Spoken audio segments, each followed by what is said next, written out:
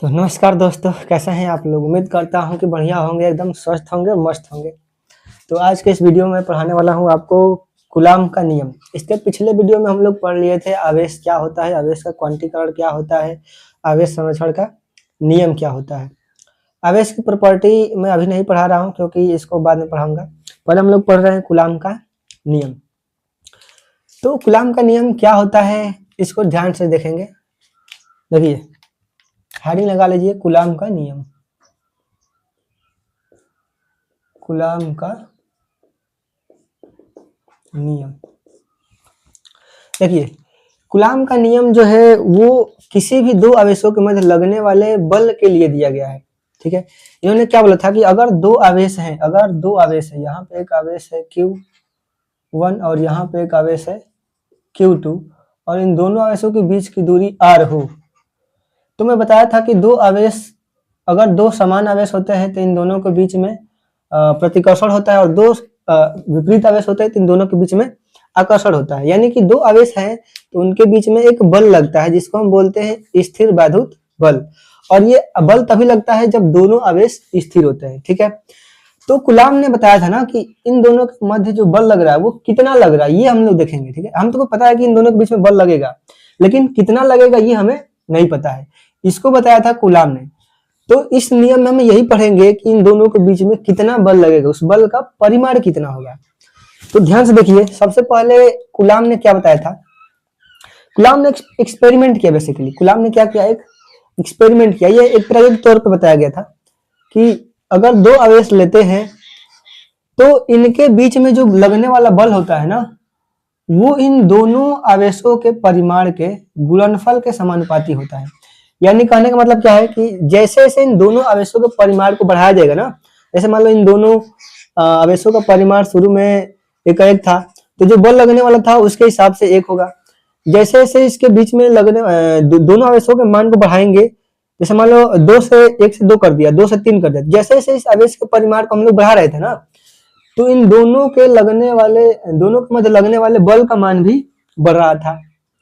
यानी कि जैसे जैसे इसका परिमाण बढ़ाया जाता था, किसके, आवेश को, तो इन दोनों के मध्य लगने वाला बल भी बढ़ता था। उसके बाद इन्होंने क्या किया, दूसरा एक्सपेरिमेंट, कि जो इनके मध्य लगने वाला बल था इन दोनों के बीच की दूरी पर भी निर्भर कर रहा था। जब इन दोनों का आवेशों को दूर दूर किया जाता था तो लगने वाला बल कम हो जाता था, जब इन दोनों को पास पास किया जाता था तो इनके बीच लगने वाला बल बढ़ जाता था। यानी कि जब दूरी को कम करते थे तो बल बढ़ जाता था और दूरी को बढ़ाते थे तो बल कम हो जाता था। अब एक चीज को बढ़ाने पे दूसरा चीज कम होता है और एक चीज को कम करने पर दूसरा चीज बढ़ता है। इसका मतलब क्या है कि इन दोनों के बीच में उल्टा का संबंध है, यानी कि एक को बढ़ा रहे हैं तो दूसरा कम हो रहा है। तो ऐसे संबंध को हम बोलते हैं व्युत्क्रमानुपाती। यानी कि जो ये आर के जो बल है इन दोनों के बीच में लगने वाला, इन दोनों के दूरी के वर्ग के व्युत्क्रमानुपाती था। अरे बात समझ में, ये दोनों बात प्रयोग के आधार पर ही बोला गया है। पहला बात क्या बोला गया है कि यदि इन दोनों आवेशों के परिमाण को बढ़ाया जाए तो इन दोनों आवेशों के मध्य लगने वाला बल भी बढ़ जाता था, और दूरी को बढ़ाते थे तो बल कम हो जाता था और दूरी को घटाते थे तो बल बढ़ जाता था। इसका मतलब क्या है कि ये इन दोनों के मध्य लगने वाला जो बल है ना, इन दोनों आवेशों के परिमाण के गुणनफल के समानुपाती था। ठीक है, और इनके बीच की दूरी के वर्ग के व्युत्क्रमानुपाती था। कौन, बल, इन दोनों के बीच लगने वाला बल, ये बताया था कूलाम ने। अब समझ में। अब इन दोनों को हम कंबाइन कर देंगे। यहाँ से जैसे इन दोनों को कंबाइन करेंगे तो F is directly proportional to होगा Q1 Q2 divided by R square. अब पता है कि जब भी हम प्रोपोर्शनलिटी के चिन्ह को हटाते हैं तो एक कांस्टेंट आता है, F इज इक्वल टू, यहाँ पे एक कांस्टेंट हमने K ले लिया, Q1 Q2 upon R square. अब ध्यान से देखिए, यहाँ पे जो K आया है ना, जहां ये K क्या है, जहां K एक नियतांक है, क्या है, नियतांक, ये K कांस्टेंट है। इस K का मान इन्होंने दिया था, बोला था कि K बराबर होता है 1/4 पाई एप्सिलॉन नॉट। ये K का मान क्या होता है, 1/4 पाई एप्सिलॉन नॉट। यानी कि यहां से अगर मैं K के जगह पे 1/4 पाई एप्सिलॉन नॉट रखूंगा यहाँ पे, तो क्या हो जाएगा, F is equal to 1/4 pi epsilon not into Q1 Q2 divided by R square. तो ये है कूलाम का नियम। आवा समझ में। इस फार्मूले से हम ये ज्ञात कर सकते हैं कि यदि दो आवेश हैं और उनके बीच की दूरी ये r है तो उनके बीच में कितना बल लगेगा, इस फार्मूले से ज्ञात कर सकते हैं। अब ये है हमारा के नियतांक। अब इसका मान भी होता है, इसका मान जो होता है वो 9 इंटू 10⁹ न्यूटन मीटर स्क्वायर पर कूलाम स्क्वायर होता है। अभी इसके बारे में बात करूंगा मैं, ये क्या होता है। अभी ये ध्यान रखिए, ये बल क्या है, ये क्या है, ये फार्मूला किस लिए है। इस फार्मूले से हम ये ज्ञात कर सकते हैं कि अगर दो आवेश है, स्थिर आवेश है और बिंदु आवेश है, ये फार्मूला कब है, ये फार्मूला कब लगेगा, यदि ये दोनों आवेश पॉइंट चार्ज हो, पॉइंट यानी बहुत ही छोटा स्मॉल चार्ज हो। ये कैसा चार्ज है, ये दोनों पॉइंट चार्ज के लिए, यानी कि बिंदु आवेश के लिए, बिंदु आवेश के लिए ये फार्मूला तभी वैलिड होगा जब ये दोनों चार्ज बहुत ही छोटे होंगे, यानी कि पॉइंट चार्ज हो गए, ठीक है। तब इन दोनों के बीच में इतना बल लगेगा, जहां Q1 Q2 क्या होगा, इन दोनों आवेशों का परिमाण होगा, और R क्या होगा, इन दोनों आवेशों के बीच की दूरी होगी। और 1/4 एक कांस्टेंट होगा जिसका मान हमेशा हम इतना रखेंगे, ठीक है। अब यहाँ पे एक टर्म दिख रहा होगा अपसाइलन नॉट, इस ये जो दिख रहा है ना, ये इसको बोलते हैं हम लोग अपसाइलन नॉट। क्या बोलते हैं, अपसाइलन नॉट। इस अपसाइलन नॉट, इसका तो नाम है अपसाइलन नॉट, लेकिन इसको बोलते हैं निर्वात की वैद्युशीलता। ये क्या है, निर्वात की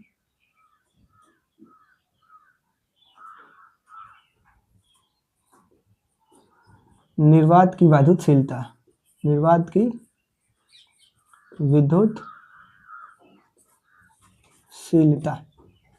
ये बात समझ में। एप्सिलॉन को क्या बोलेंगे, यह है निर्वात की वैद्युतशीलता। यहां तक बात आई समझ में, कोई दिक्कत है यहां तक? अगर इसमें कोई दिक्कत है तो कमेंट बॉक्स में कमेंट कीजिए, नहीं तो इतना स्क्रीनशॉट ले लीजिए। इसके बाद आगे की मैं कहानी बता रहा हूँ, ठीक है। यह है कूलाम का नियम। अगर कोई पूछेगा कि कूलाम का नियम क्या है तो क्या बोलेंगे, कूलाम का नियम क्या होता है, यदि किन्हीं भी दो बिंदु आवेशों के बीच में लगने वाला जो वैद्युत बल होता है उसका मान जो होता है ना, उन दोनों आवेशों के परिमाण के गुणनफल के समानुपाती होता है, तथा उन दोनों आवेशों के बीच के दूरी के वर्ग के व्युत्क्रमानुपाती होता है। इस शब्द को आप लिख सकते हैं, वीडियो को पॉज करके जो मैं डेफिनेशन बोल रहा हूँ उसको लिख लीजिए। क्या होता है कूलाम का नियम, क्या होता है, किन्हीं दो बिंदु आवेशों के मध्य लगने वाला वैद्युत बल का मान सदैव उन दोनों आवेशों के परिमाण के गुणनफल के समानुपाती होता है, तथा उनके बीच के दूरी के वर्ग के व्युत्क्रमानुपाती होता है। यह है कूलाम के नियम, ठीक है। इसको नोट कीजिए, इसके बाद आगे मैं चल रहा हूं। नोट कीजिए, जल्दी नोट कीजिए।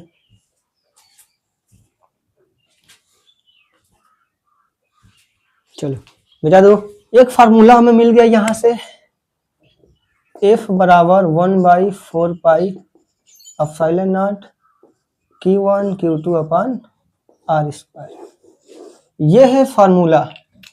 इस फार्मूले से हम क्या ज्ञात कर सकते हैं, दो आवेशों के बीच लगने वाला बल। अब यहाँ पे आया है एक टर्म एप्सिलॉन नॉट। अभी बताया था कि एप्सिलॉन नॉट, इसको बोलते हैं एप्सिलॉन नॉट। ये क्या है, निर्वात की विद्युतशीलता। एप्सिलॉन नॉट क्या है, निर्वात की विद्युतशीलता। और 1/4 पाई एप्सिलॉन नॉट का मान क्या होता है, 1/4 पाई एप्सिलॉन नॉट का मान क्या होता है, 9 इंटू 10⁹ इसका मात्रक होता है न्यूटन मीटर स्क्वायर पर कूलाम स्क्वायर। ये कहां से अभी बता रहा हूं मैं, ठीक है। अभी मैं बात करूंगा, यहाँ पे दो टर्म आता है, एक तो 1/4 पाई एप्सिलॉन नॉट का मात्रक पूछ लेगा, इसी को हम के बोलते हैं, यानी कि के का मात्रक पूछ सकता है, या 1/4 पाई एप्सिलॉन नॉट का मात्रक पूछ सकता है, या यहाँ से केवल आपको एप्सिलॉन नॉट का मात्रक पूछ सकता है। इन दोनों ही चीजों को हम कैसा डील करेंगे, ध्यान से देखिए। के का, अगर कोई पूछे कि के का मात्रक क्या है, या एग्जाम में आ जाए कि के का मात्रक कैसे निकालेंगे, तो इस फार्मूले को ध्यान से देखिए। इसी को तो हम लोग के बोलते हैं। ये क्या है, यही क्या है, के है। तो यहां से हम लिख सकते हैं F बराबर के Q1 Q2 upon R square. यहाँ से के बराबर क्या हो जाएगा, इसको इधर भेज लो, के बराबर क्या हो जाएगा, इसको इधर भेज दो, तो F इंटू ये इधर जाएगा तो R स्क्वायर अपॉन में इसको इधर भेज दो, तो अपॉन में क्या हो जाएगा, Q1 इंटू Q2। कोई दिक्कत? अब हमें इसी का तो मात्रक लिखना है ना, के का मात्रक। अब यहाँ से देखो के बराबर क्या है, एफ जो बल है, एफ क्या है बल, आर क्या है दूरी है, इन दोनों आवेशों के बीच की दूरी है, Q1 Q2 क्या है आवेश है, ये दोनों आवेश का परिमाण है। तो यहाँ से अगर के का मात्रक लिखना है हमें तो हम क्या लिखेंगे, एफ यानी कि बल, बल का मात्रक क्या होता है न्यूटन, आर यानी कि इन दोनों के बीच की दूरी, दूरी का मात्रक क्या होता है मीटर, और दूरी का स्क्वायर है तो मीटर का भी स्क्वायर हो जाएगा। बटा के लिए हम यूज करते हैं प्रति का साइन, बटा के लिए क्या होता है प्रति। Q1 Q2, Q1 क्या है आवेश है, एक आवेश है, और Q2 भी क्या है ये भी आवेश है, और दो आवेशों का गुणनफल है, यानी कि एक आवेश, आवेश का मात्रा क्या होता है कूलाम, आवेश का मात्रा क्या होता है कूलाम, और इसके लिए भी कूलाम ही लिखेंगे तो कूलाम इंटू कूलाम क्या हो जाएगा कूलाम का स्क्वायर। तो यहाँ से इसका मात्रक आया न्यूटन मीटर स्क्वायर प्रति कूलाम, किसका मात्रक 1/4, इसलिए यहाँ पर न्यूटन मीटर स्क्वायर पर कूलाम का स्क्वायर लिखा गया है। ठीक है, तो अगर कोई पूछेगा कि 1/4 का मात्रक या के का मात्रक क्या होता है तो क्या लिखेंगे 1 न्यूटन मीटर स्क्वायर पर कूलाम स्क्वायर। ठीक है, यहाँ तक कोई दिक्कत? अब देखिए एप्सिलॉन का मात्रक क्या होता है, एप्सिलॉन का मात्रक क्या होगा बोलो, यहाँ से इसी से देख लो, ये तो क्या है कांस्टेंट है ना, 1/4 क्या है कांस्टेंट है, इसको मैं ऐसे बोल सकता हूँ के का ही तो मात्रक था, के का या 1/4 pi epsilon not, epsilon 4 pi epsilon not बराबर क्या होता है न्यूटन मीटर स्क्वायर पर कूलाम का स्क्वायर। अब 1/4 पाई एप्सिलॉन नॉट, अब एप्सिलॉन 4 पाई क्या है कांस्टेंट है, 4 पाई क्या है कांस्टेंट है ना, यानी कि 1/4 पाई एप्सिलॉन नॉट बराबर है न्यूटन मीटर स्क्वायर पर कूलाम स्क्वायर। तो इसको ऊपर ले जाएंगे तो क्या हो जाएगा एप्सिलॉन हो जाएगा, यानी कि 4 पाई एप्सिलॉन हो जाएगा। तो इसको भी तो उल्टा कर देंगे, ये एक्चुअली में क्या है इसको ऐसे लिख सकते हैं न्यूटन मीटर स्क्वायर बटा कूलाम स्क्वायर। अब इसको मैं रेसिप्रोकल किया हूं तो इसको भी तो रेसिप्रोकल करना पड़ेगा, इसको ऊपर कर दो तो सी स्क्वायर बटा न्यूटन मीटर स्क्वायर, यानी कि यहाँ से इसका मतलब क्या हो जाएगा एप्सिलॉन नॉट का कूलाम स्क्वायर प्रति न्यूटन मीटर स्क्वायर। तो अब 4 पाई एप्सिलॉन नॉट का तो कोई मात्रक होता ही नहीं, यानी कि ये जो आया है मात्रक ये किसका मात्रक है एप्सिलॉन नॉट का मात्रक है, आया समझ में। अरे भाई 4 और पाई क्या है, 4 कांस्टेंट है और पाई भी क्या है कांस्टेंट है, इन दोनों का कोई मात्रक होता नहीं, कांस्टेंट का कोई मात्रक होता है नहीं, यानी कि ये जो कूलाम स्क्वायर प्रति न्यूटन मीटर स्क्वायर आया है किसका मात्रक है एप्सिलॉन नॉट का। तो अगर कोई पूछे आपसे एप्सिलॉन नॉट का मात्रक तो क्या लिखेंगे कूलाम स्क्वायर पर न्यूटन मीटर स्क्वायर, कोई दिक्कत? तो यहां से हम याद रखेंगे कि कूलाम के का मात्रक कितना होता है और एप्सिलॉन नॉट का मात्रक कितना होता है। अब हम बात करेंगे इनकी बीमा की, ठीक है, इनकी डायमेंशन क्या होती है वो देखेंगे, यहां तक नोट करो उसके बाद आगे चलेंगे। यहां तक नोट करो फटाफट, स्क्रीनशॉट लो कि F बराबर होता है 1/4 pi epsilon not Q1 Q2 upon R square, और 1/4 पाई एप्सिलॉन नॉट का जो मात्रक होता है न्यूटन मीटर स्क्वायर प्रति कूलाम स्क्वायर होता है, या एप्सिलॉन नॉट का जो मात्रक होता है वो होता है कूलाम स्क्वायर पर न्यूटन मीटर स्क्वायर। ये तीन बात दिमाग में उतार लो क्योंकि ये हर जगह यूज होगा, हर समय यूज होगा।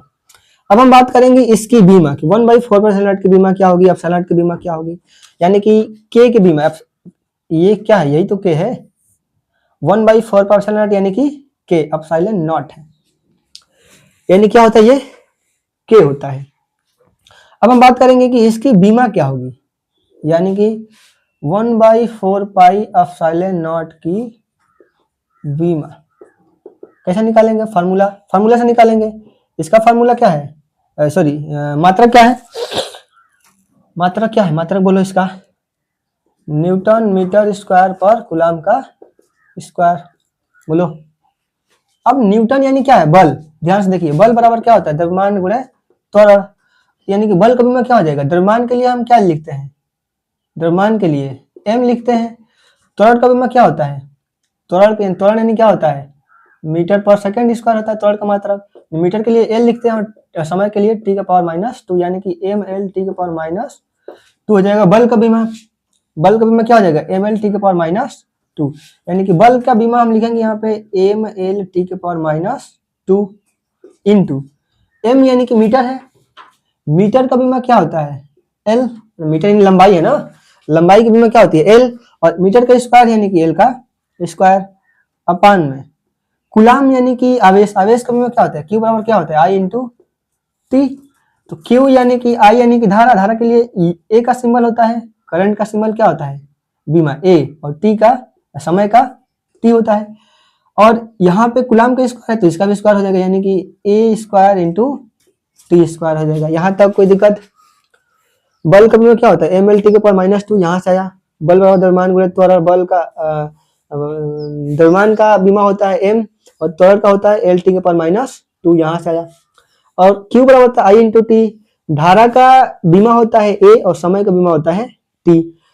तो यहाँ से मैंने आवेश का बीमा लिख दिया, आवेश का मात्रक तो कुलाम होता है, यानी कुलाम का बीमा क्या होगा एटी, तो यहाँ पे एटी लिख दिया। कुलाम का स्क्वायर है तो एटी का भी स्क्वायर। अब इन सबको एक जगह लिखो, हम लिखेंगे कभी भी बीमा लिखते समय हम इस फॉर्मेट में लिखते हैं एम एल टी, उसके बाद में ये 3 क्रम याद रखेंगे, एम पहले, एल इसके बाद, उसके बाद टी, उसके बाद कुछ भी लिखेंगे, ठीक है। तो इसमें देखो ध्यान से, ऊपर एम है, ऊपर एम नहीं है, इसके अलावा नीचे भी नहीं है, तो लिखेंगे केवल एम। यहाँ पे एल है इंटू एल स्क्वायर है, यहाँ पे एल के पावर 1, यहाँ पे एल के पावर 2, तो कितना हो जाएगा एल के पावर 3। इसको टी देखो, टी यहाँ पे, टी यहाँ पे नहीं है, यहाँ पे टी है, इसको ऊपर ले जाएंगे तो ये हो जाएगा टी के पावर -2, और ये टी के पावर -2, टी के पावर -4 हो जाएगा। बोलो अब देखो ए भी ऊपर जाएगा तो ए के पावर क्या हो जाएगा -2, ए को जब ऊपर ले जाएंगे तो ए के पावर 2 है, ऊपर जाएगा तो ए के पावर -2, तो ये हो जाएगा बीमा किसका 1/4 पाई एप्सिलॉन नॉट की बीमा, 1/4 पाई एप्सिलॉन नॉट की बीमा क्या हो जाएगी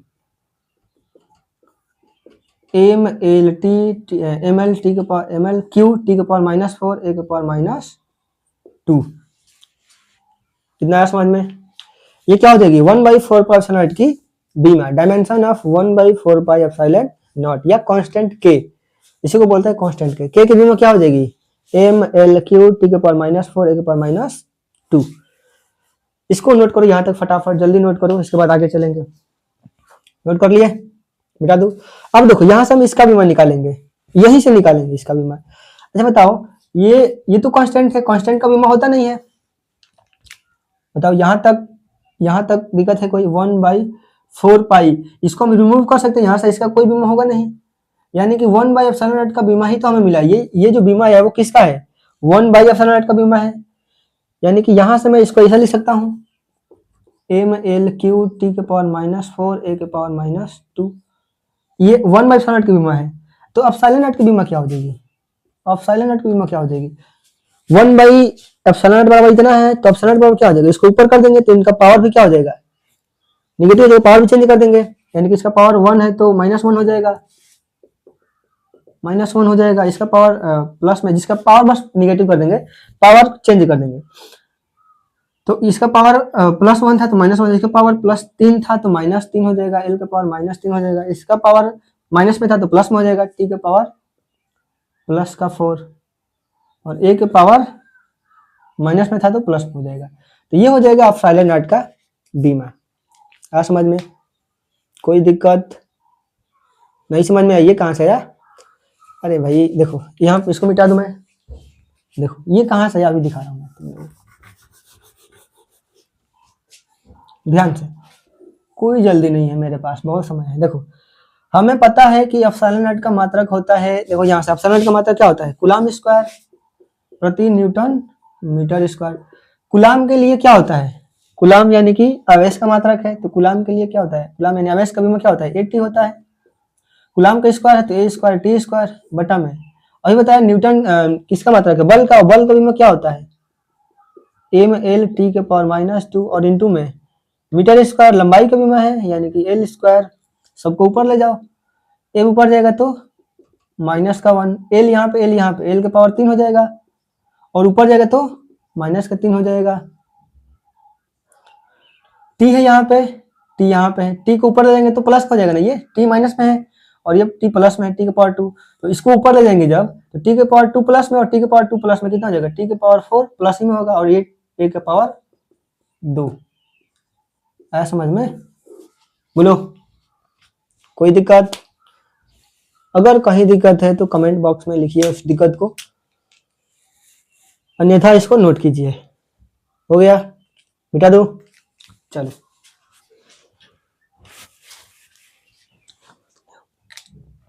अब हम देखेंगे, अब हम तुलना करेंगे कि अगर दो आवेश किसी माध्यम में रखे गए हों और दो आवेश किसी अलग माध्यम में रखे गए, तो उनके बीच में जो लगने वाला बल है वो किस प्रकार चेंज हो रहा है। यानी कि अभी मैं देखा था ना, ये अभी जो मैं बल बताया था, बल का formula 1/4 pi epsilon not Q1 Q2 divided by r square.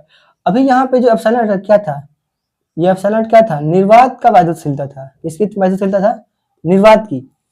अगर मैं इन दोनों आवेशों को किसी माध्यम में रख दूं, जैसे मान लो ये दो आवेश हैं Q1 Q2 और इन दोनों को मैं किसी एक मीडियम में रख दिया हूं, और इस मीडियम का जो परावैद्युतांक है वो है मान लिया K। इस माध्यम का परावैद्युतांक क्या है, K। तब इनके बीच में जो लगने वाला बल है वो कितना होगा और कैसा होगा, ठीक है। तो अगर दो आवेशों के बीच में कोई माध्यम रखा गया हो तो उनके मध्य लगने वाला जो बल होता है ना, वो ये होता है Fm। ये तो एयर के लिए है ना, तो Fa लिख सकता हूँ यहाँ पे मैं, इसको मान लो समीकरण नंबर फर्स्ट। अब इसी आवेश को मैं किसी मीडियम में रख दिया जिसका परिवर्तन K है, सेम आवेश है और सेम डिस्टेंस पे है, तो अब इनके बीच में लगने वाला बल चेंज हो गया। मान लिया कि Fm है, फोर्स इन मीडियम, ठीक है, इज इक्वल टू क्या हो जाएगा 1/4 पाई एप्सिलॉन नॉट और इंटू में K Q1 Q2 upon r square. इसको मानो समीकरण नंबर 2। K से यहाँ पे डिवाइड हो जाएगा क्योंकि जो बल है वो कम हो जाएगा। जो बल होता है ना मीडियम पे डिपेंड करता है, ठीक है। परावैद्युतांक क्या होता है, अगर कोई पूछेगा कि परावैद्युतांक, ये जो डाला हूं मैं क्या है, परावैद्युतांक है, इसको बोलते हैं हम लोग परावैद्युतांक, ठीक है ना। अब ये जो K आया है वो माध्यम की वैद्युतशीलता है, ये क्या है K, माध्यम की विद्युतशीलता K। ये क्या है, माध्यम की वैद्युतशीलता। अब यहाँ पे दिया रहेगा, अलग अलग माध्यम के लिए वैद्युतशीलता अलग अलग होती है, दिया रहेगा, ठीक है। अब इन दोनों की हम तुलना करेंगे, डिवाइड करो इसको, तो Fa divided by Fm is equal to क्या हो जाएगा 1/4 pi epsilon not 1/4 pi epsilon not into Q1 Q2 upon r square बटा में 1/4 पाई एप्सिलॉन नॉट, इसको 1/k लिख सकता हूँ ऐसे, 1/4 पाई एप्सिलॉन इंटू K है ना, तो इसको एक साथ और इसको अलग लिख सकता हूँ मैं ऐसे, into Q1 Q2 upon r square. कोई दिक्कत। अब देखो 1/4 pi epsilon not 1/4 pi epsilon not Q1 Q2 upon r square, Q1 Q2 upon r square कट जाएगा, बचेगा क्या 1/1/k। अब ये K कहाँ चला जाएगा, ऊपर, तो K हो जाएगा। यानी कि जो Fa होगा वो बराबर होगा K टाइम्स ऑफ Fm।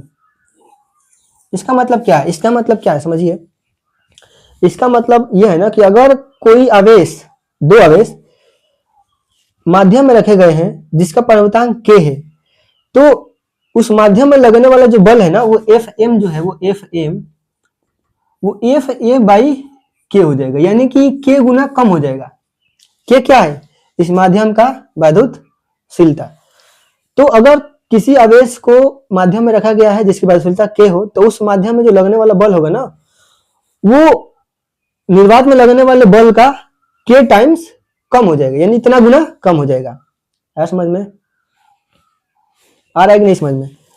या ऐसा बोल सकते हैं कि इसको निर्वात में रखेंगे ना, निर्वात में रखे थे तो इतना बल लग रहा था, इसको जैसे ही माध्यम रखेंगे, जब रखने के बाद इनके बीच में लगने वाला जो बल होगा ना वो K गुना बढ़ जाएगा, K गुना कम हो जाएगा। है समझ में। जैसे ही एक आवेश को माध्यम में रखा मैं जिसका परावैद्युतांक K है, तो इनके बीच में लगने वाला जो बल है ना वो इतने गुना डिक्रीज हो जाएगा, कम हो जाएगा। आई बात समझ में। तो इस फार्मूले से हम लोग सवाल कर सकते हैं, बढ़िया बढ़िया सवाल करेंगे, ठीक है। इस फार्मूले को याद रखना है। आई बात समझ में। इसको भी नोट कर लो, नोट कर लिए, मिटा दो। चलो क्वेश्चन, सिंपल सा क्वेश्चन करेंगे। बोला है कि यहाँ पे एक आवेश है,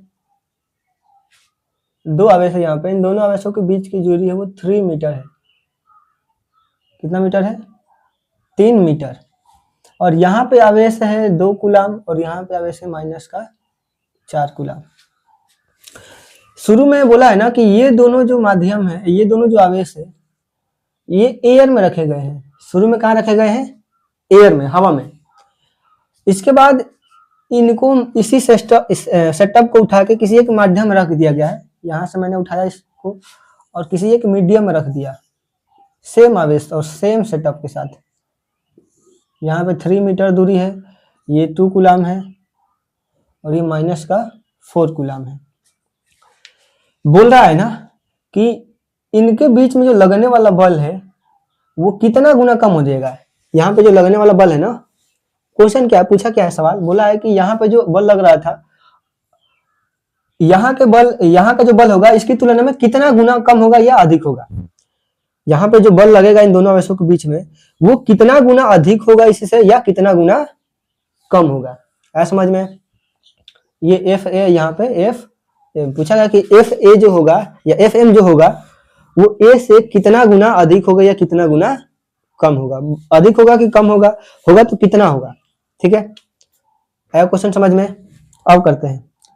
सबसे पहले हम देखेंगे कि एयर में इनके बीच में कितना बल लग रहा है। एफ ए बराबर क्या होता है, 1/4 pi epsilon not Q1 Q2 upon R square.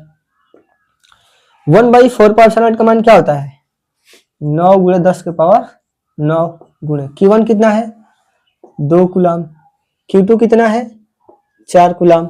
अब देखो यहाँ पे हम आवेश रखते समय यहाँ पे चिन्ह नहीं रखेंगे। चिन्ह हम केवल ये दिखेंगे कि इनके बीच में आकर्षण हो रहा है कि प्रतिकर्षण।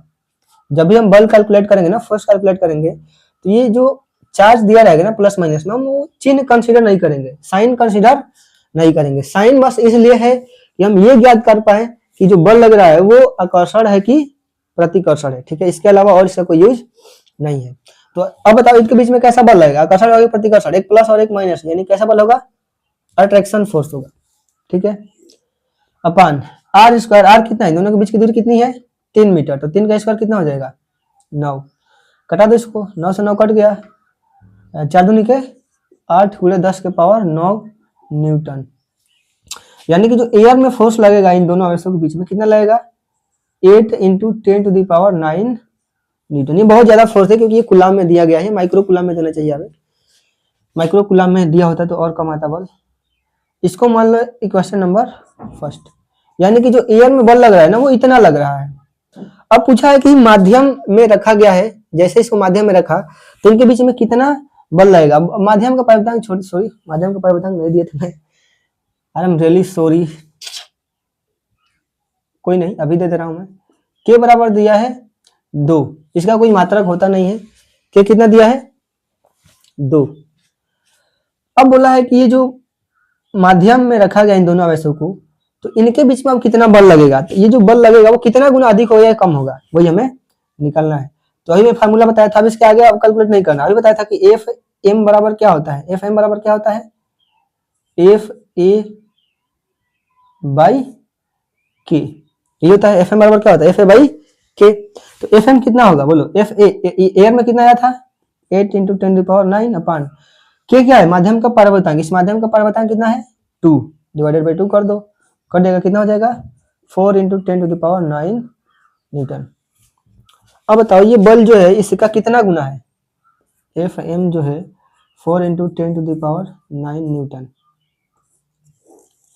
2 गुना है कि 4 गुना है, 2 गुना है ना, ये इसका ये 2 गुना है। यानी कि जो माध्यम में लगने वाला बल है वो एयर में लगने वाले बल का आधा है। इसमें जो बल लग रहा है इसका आधा लग रहा है, या ऐसे बोल सकता हूं कि इसमें जो बल लग रहा है इसका 2 गुना लग रहा है। नहीं, एयर में जो बल लग रहा है ना वो माध्यम का 2 गुना है, या इसका उल्टा ऐसा बोल सकते हैं कि जो माध्यम में बल लग रहा है ना वो एयर का आधा है, एयर में लगने वाले बल का आधा है। आई बात समझ में। तो ऐसे इसको सोल्व करेंगे, इसको नोट कर लीजिए फटाफट। आज के लिए इतना ही, मिलेंगे नेक्स्ट वीडियो में अलग टॉपिक के साथ, तब तक के लिए जय हिंद।